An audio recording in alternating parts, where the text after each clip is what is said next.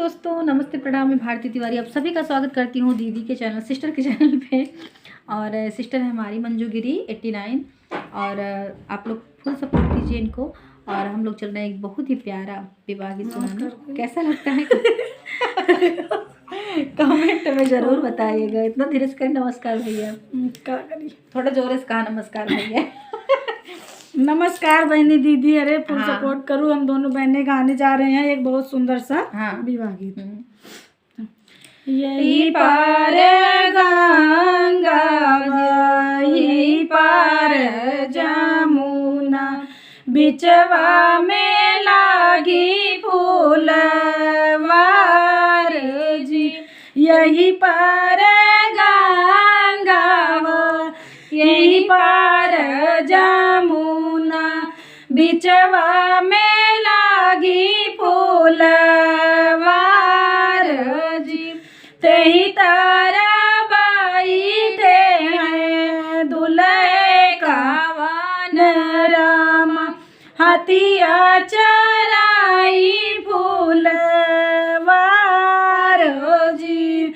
तेही तारा बैठे हैं दुल्हे कावन राम, हथिया चराई फूलवार जी। सभा में बैठे हैं पापा कावन राम, मालिनी और जी। बर जौना सारे साहेब अपन दुलारुआ, हथिया चराई फूलवार जी। बर जौना सारे साहेब अपना दुलारुआ, हथिया चराई फूलवार जी।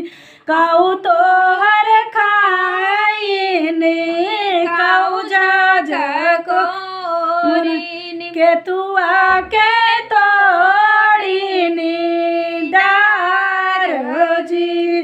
के तू आबिरे चितारे उतरे दुलारुआ, हथिया चराई फूलवार जी।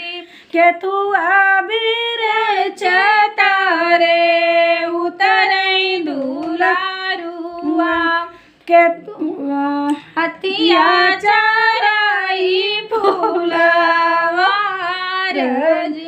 पान मोरा खाइन ला मंग जाग कोर, इलायची के तोड़नी डार जी। चंदन बिरिछ तारे उतरे दुलारुआ, हथिया चराई फूलवार जी। जाओ ना मालिनी अपनी नगरिया, और रहना ले उलाउटार जी। तोरी फूलवरिया मालिनी ऐसे कैसी जाऊ बे, फूला फूले लाका चनार जी।